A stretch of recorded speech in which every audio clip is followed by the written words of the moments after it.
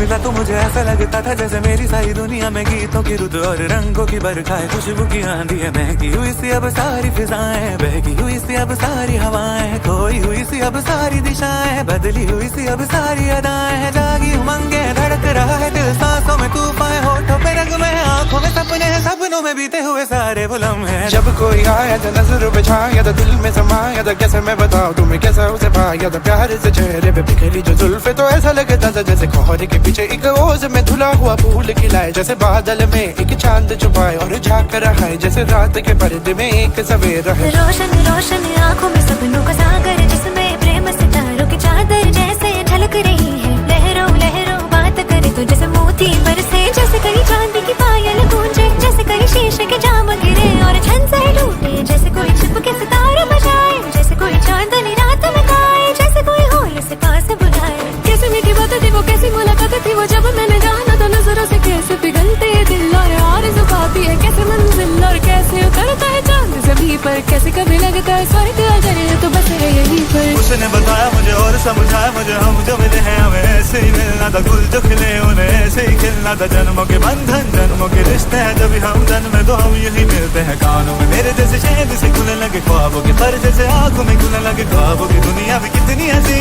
और कैसी रंगी थी, ख्वाबों की दुनिया जो कहने की थी पर कहीं भी नहीं थी। ख्वाब जो टूटे मेरे आँख जो खुली मेरी होश जो आया, मुझे मैंने देखा मैंने जाना वो जो कभी आया था, नजरों पे छाया था, दिल में समाया था, जा भी चुका है और